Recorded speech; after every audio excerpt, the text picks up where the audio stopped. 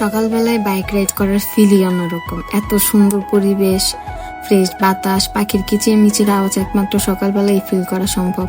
তাই তো বের হয়ে গেছি বাইক নিয়ে সকালবেলা রাইড করার জন্য। আর আমার এই পেজটা একবারে নতুন, দয়া করে সবাই পুরো ভিডিওটা দেখবেন আর আমার পেজটা অবশ্যই ফলো করে দিবেন, একটা অনুরোধ রইল। তো সকালবেলা যেহেতু বেরিয়েছি ভাবলাম নাস্তা করে যাই। আর নুরিনের এই খাবারের হোটেলটা রিসেন্ট ভাইরাল হয়েছে, অনেকে ভিডিও করছে, তো ভাবলাম এখানকার খাবারটা ট্রাই করে যাই। আর খাবার দাবার শেষে যখন বাড়ির উদ্দেশ্যে রওনা দিব, ঝিরিঝিরি বৃষ্টি পড়তেছিল, যেই কারণে এত সুন্দর একটা দৃশ্য দেখতে পারছি। আর শাপলা ফুলগুলো কি সুন্দর মাশাআল্লাহ, তাই না?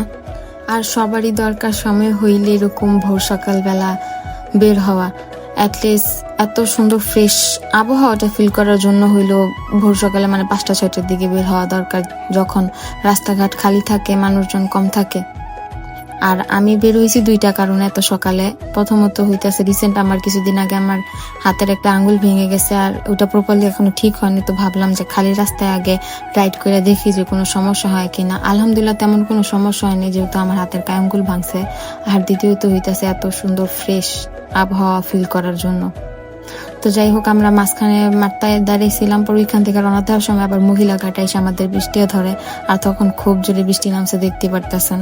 তো দাঁড়ায় দাঁড়ায় বৃষ্টিও ফিল করতেছিলাম, আর এত সুন্দর লাগতেছিল, দেখতে পারতেছেন পরিবেশটা এত সুন্দর মাশাআল্লাহ।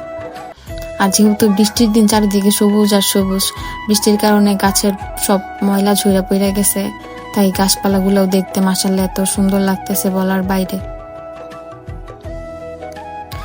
আর বৃষ্টির দিন সবকিছুই ভাল লাগে, শুধু রাস্তাঘাটে পানি জমা থাকে আর কাদার কারণে এই 2টা জিনিস আমার খুবই বিরক্ত লাগে। আর যেহেতু বৃষ্টির দিন আমি এত জোরে বাইক রাইড করি না, আমি এমনি তো নতুন যেহেতু রাইডার, আমি এত জোরে বাইক রাইড করি না। আর বৃষ্টির দিন তো জোরে রাইড করার প্রশ্নই আসে না। আসলে বৃষ্টির দিন এত জোরে বাইক রাইড করা ঠিকও না, কারণ বৃষ্টির দিন রাস্তাঘাটে পানি থাকে, রাস্তাঘাট পিছলা থাকে। আর বৃষ্টির দিন বেশিরভাগ বাইক অ্যাক্সিডেন্ট বেশি হয়, যেহেতু কিছু কিছু রাইডার আছে বৃষ্টির দিনও চায় ওভার স্পিডে চালাইতে, পরে দেখা যায় রাস্তার কারণে গাড়ি পিছলে পুরা অ্যাক্সিডেন্ট হয়।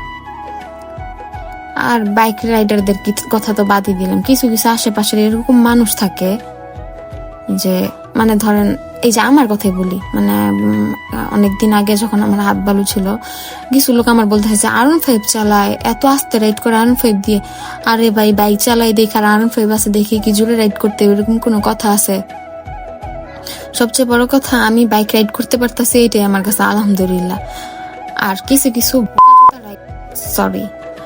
বোকা রাইডার আছে যারা মানুষের কথা শুই না, পিছন থেকে পিঞ্চ করে বলে কি রাইড করতেছে এত স্লো, শুই না, পরে দেয় টান, পরে আল্লাহ দেয় ধইরা। ওইসব রাইডারদের বলতে চাই, ভাই বাইক রাইড করতেছো ভালো কথা, আরেকজন কি বললো না বললো ওগুলার কথা শুই না, যে আবার স্পিডে বাইক চালাইতে যাও, ক্ষয়ক্ষতি হইলে তো তোমারই হবে, তোমার ফ্যামিলির হবে, উনাদের কিছু আসবে যাবে। তো শুধু শুধু উনাদের কথা শুই না, উনাদের কথায় উনার পিঞ্চ করলো, ওই পিঞ্চে উৎসাহিত হয়ে আবার যে জোরে রাইড করার কি দরকার? ক্ষয়ক্ষতি তো তোমারই হবে। তো আস্তে রাইড করো, সেফ রাইড করো।